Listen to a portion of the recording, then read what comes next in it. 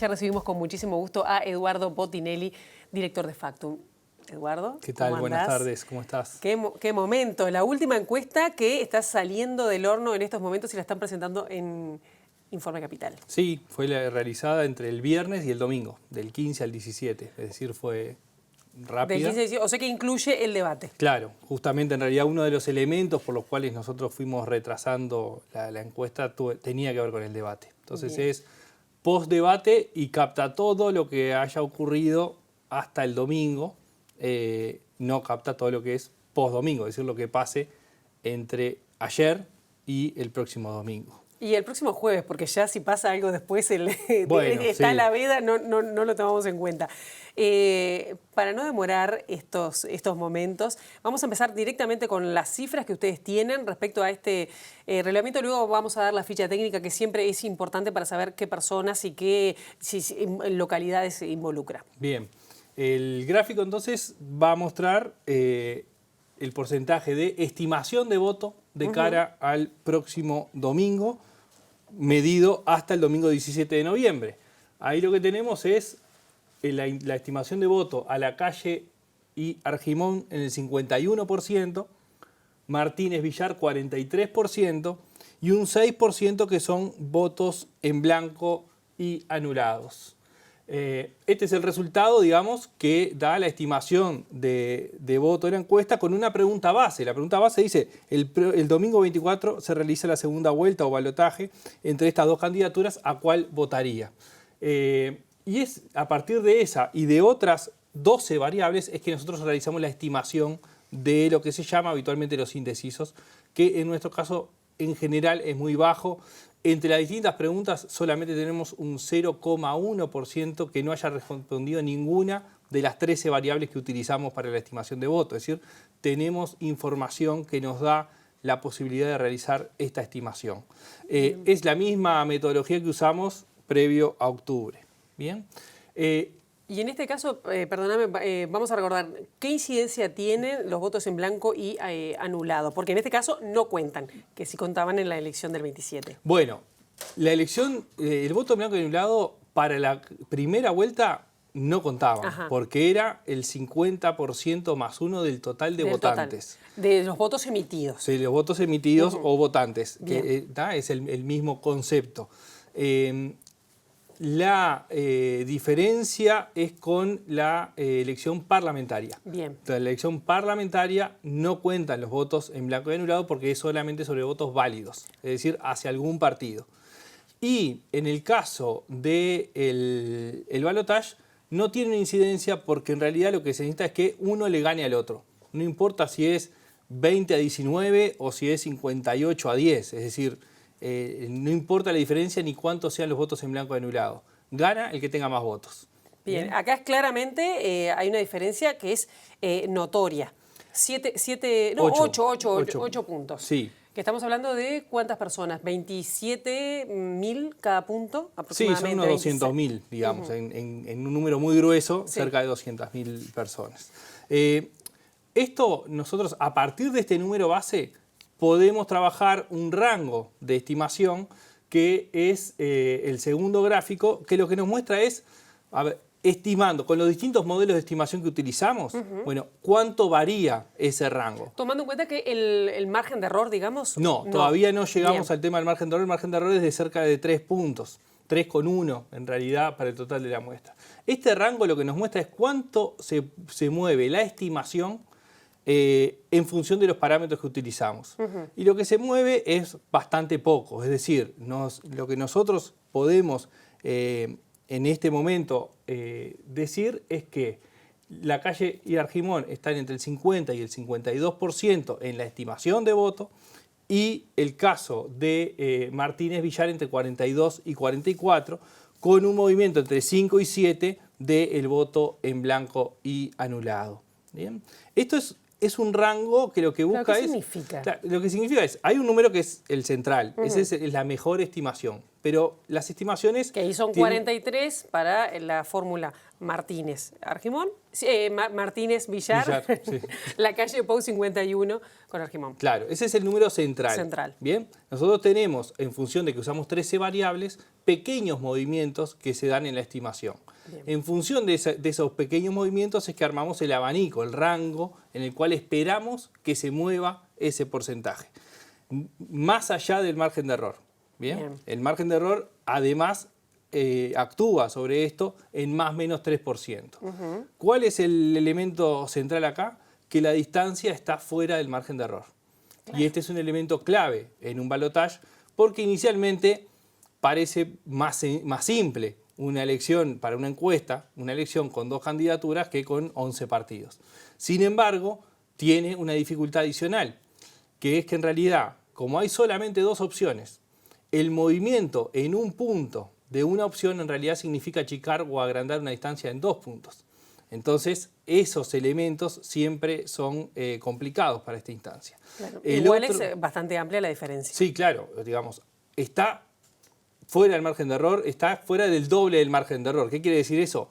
Si el margen de error se comportara en el máximo de Martínez y en el mínimo o hacia abajo, el caso de la calle Pou, aún subsistiría una diferencia de cerca de 2 puntos, claro, de uno sobre el otro, ¿no? Es decir, el primer elemento central es ese, es decir, que la distancia... Ni aún con el error del margen, para decirlo, sí, se tocarían, o es decir, la fórmula, la calle Pou, Argimón igual seguiría por encima. Sí, sí, ese es el resumen, digamos. Después tenemos otro elemento más que incorporamos para ir analizando los resultados, que es el voto firme y el voto débil o el voto volátil, como lo hemos ido llamando en distintas oportunidades. Y en esta ocasión lo que tenemos es que hay una firmeza importante, ¿no? El 50% es voto firme para la calle Argimón y hay un 1% de voto volátil o voto débil. En el caso de Martínez y Villar, tienen 42% de voto firme y un 1% de voto volátil. Es decir, están muy sólidas las preferencias inicialmente hacia las distintas candidaturas y quizá lo más débil es el voto en blanco y anulado, que puede tener cierta debilidad, es decir, con algunas tendencias que podría volcarse hacia un lado o hacia el otro, pero que en principio su postura es la de votar en blanco o anulado, es decir, no elegir a ninguna de las 2 opciones que se presentan. ¿Es un voto débil reciente o es un voto débil que ya venía? No, en general lo que se produce en esta etapa es el voto débil viene de no votantes en octubre, claro, ¿no? Es decir, que vienen eligieron otras opciones en octubre y ahora están eligiendo entre las candidaturas que llegan a la segunda vuelta, ¿no? Entonces, el voto débil viene de las conquistas, digamos, que pueden haber realizado fuera de su partido. Bien, ¿y cómo seguimos, por ejemplo, con si tomamos en cuenta cada partido o lo que votaron en el 27? Bien, esto explica bastante los números que acabamos de ver. Es decir, bueno, de dónde es que captan y de dónde no captan las 2 candidaturas, ¿no? Entonces, ahí lo que tenemos es que los votantes del Frente Amplio, el 98% de quienes votaron al Frente Amplio el 27 de octubre, hoy eligen a Daniel Martínez. Hay un 2% que elige a la calle Pou. Estas cosas son bastante habituales que sucedan entre una primera y una segunda vuelta, porque por lo que hablamos en otros momentos respecto a que la elección de primera vuelta no es presidencial, es parlamentaria y presidencial. Y muchas veces las lógicas locales impulsan al voto de un partido, pero que no están en sintonía con la candidatura presidencial.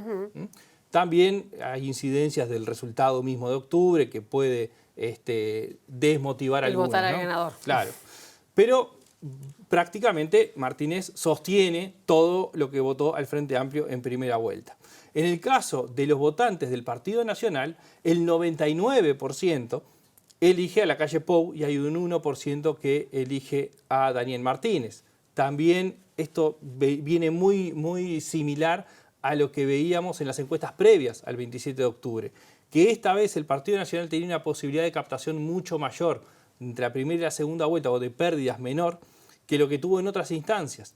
En otras instancias el Partido Nacional llegó a perder cerca del 10% de sus propios votantes en octubre, que en noviembre eligieron otra opción, fundamentalmente en el 2014, pero también había sucedido en el 2009. Las peceras importantes, digamos, de dónde pescar son los otros. Claro. ¿No? Son los otros. Que si bien cuantitativamente cada uno es menor, en realidad son los que no compiten directamente en esta segunda vuelta. Bueno, de esas peceras, digamos. Pero que sí, además, estaban haciendo campaña por la calle Pou. Sí, claro, parte de la coalición, ¿no? Sí. Sin duda. Del caso del Partido Colorado, bueno, de los votantes del Partido Colorado, un 9% elige a Daniel Martínez, un 83% sí elige a la calle Pou, y hay un 8% que dice votar en blanco o anulado. Igual es importante un 9%, ¿no? Sí, pero los estudios previos marcaban que el potencial de Daniel Martínez en una segunda vuelta entre los votantes del Partido Colorado era del doble de lo que está captando, ¿no? Es decir, es importante, pero es mucho menos o bastante menos que el potencial inicial que tenía. El potencial es simplemente ejercicios hipotéticos. Claro. Y esos ejercicios hipotéticos daban que había cerca de un 20% de votantes del Partido Colorado que preferían a Daniel Martínez sobre la calle Pou. Esto era antes. Pasada la elección, conformada una coalición y la campaña electoral, lo que ahora estamos viendo es que Daniel Martínez está captando 1 de cada 10 votantes del Partido Colorado en primera vuelta. Bien, ¿qué pasa con Cabildo Abierto? Y Cabildo Abierto, tenemos un 7% de los votantes de Cabildo Abierto que eligen a Daniel Martínez, un 84% que eligen a la calle Pou y un 9% que prefieren o preferirían votar en blanco o anulado o tienen la intención de votar en blanco o anulado. El volumen de captación entre el Partido Colorado y el y Cabildo Abierto por parte de Daniel Martínez es bastante similar, ¿no? Es muy similar, está captando 7 y acá también los ejercicios previos daban que el potencial de captación de Daniel Martínez en una segunda vuelta era mayor. Acá hay muchos elementos para considerar. Claro, ¿qué pasó? Hay elementos que tienen que ver con la efectiva conformación de una coalición.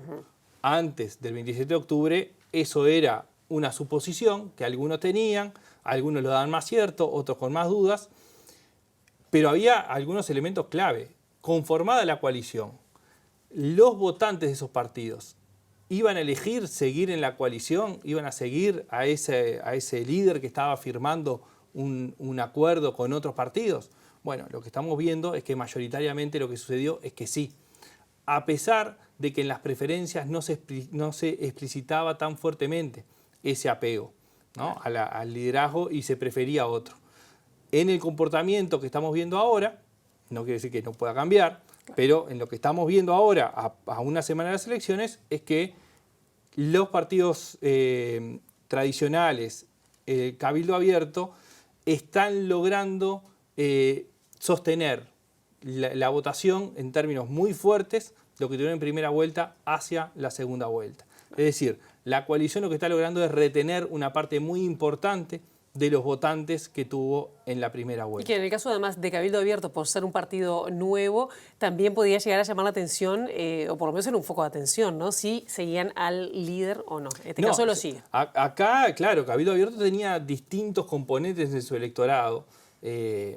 Típico lo de la familia militar, que se ha visto antes y se ha visto con el escrutinio y cuando se ven los votos observados, con la regionalización de los votos. Es decir, claramente hay un componente desde lo militar, pero hay otros componentes de personas menos apegadas a la política, con menos pertenencias partidarias, con menor nivel educativo, menos ejercicio, digamos, de la elección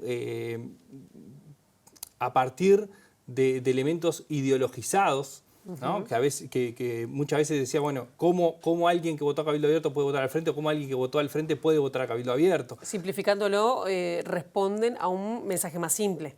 Sí, o por lo menos se terminaron de convencer de una idea, ¿no? Y quizás la idea sea la del cambio, ¿no? O quizás el desgaste mayor sea del Frente Amplio, ¿no? Cuando estuvimos viendo en otras oportunidades el voto por clase social, claramente el Frente Amplio estaba teniendo problemas en las clases bajas, ¿no? Y esas clases bajas terminaron sin responder al Frente Amplio ni en la primera ni en la segunda vuelta en forma masiva. Nos queda los otros partidos, la bolsa del restante partidos, que ahí es bastante distinto, bastante dispar la elección. Básicamente podemos decir, 4 de cada 10 votan en blanco anulado, 3 de cada 10 eligen a Lacalle Pou y 3 de cada 10 a Daniel Martínez. Es decir, el restante grupo está fuera, que está los partidos menores, se dividen en una forma mucho más heterogénea que lo que sucede con los otros partidos. Y finalmente tenemos para ver el resultado entre Montevideo y el interior, que era otra de los clivajes que estuvimos hablando en otras oportunidades sobre la primera vuelta. Bueno, esa distribución geográfica muestra que el caso de Daniel Martínez está mucho más fuerte en Montevideo que en el interior y inversamente de Lacalle Pou está mucho más fuerte en el interior que en Montevideo. En Montevideo... No sorprende, digamos, como tendencia no sorprende, pero quizás ese porcentaje del Frente Amplio o de Daniel Martínez en Montevideo no es tan alto como se hubiera pensado, ¿o sí?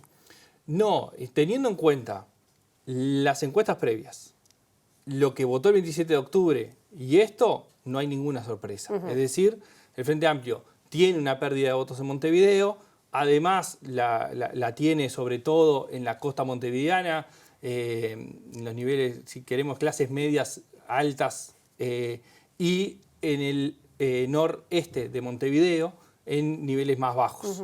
Ahí es donde se concentran fuertemente las pérdidas del Frente Amplio.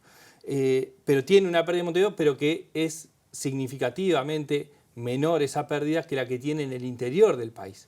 En el interior del país, que repasamos el mapa pasado el 27 de octubre, había pérdidas en todos los departamentos y en algunos departamentos pérdidas de 13, 15 puntos entre una elección y otra, donde Manini o el Cabildo Abierto era una explicación, pero donde el Frente Amplio sufrió la primera vuelta, sufrió una pérdida muy importante de votos y que en la segunda vuelta Daniel Martínez no logró cambiar esa tendencia que se observó en octubre.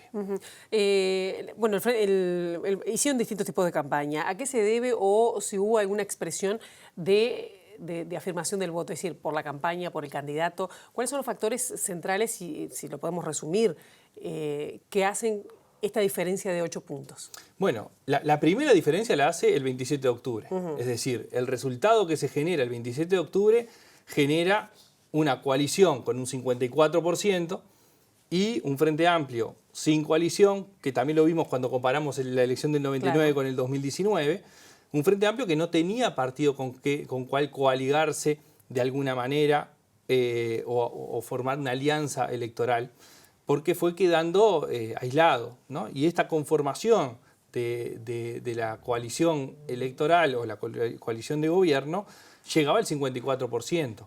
Contra un 39%. Las estimaciones previas daban que el Frente Amplio podía captar entre 5 y 6 puntos de la oposición, un poco lo que hablamos de las preferencias previas. Que no los captó.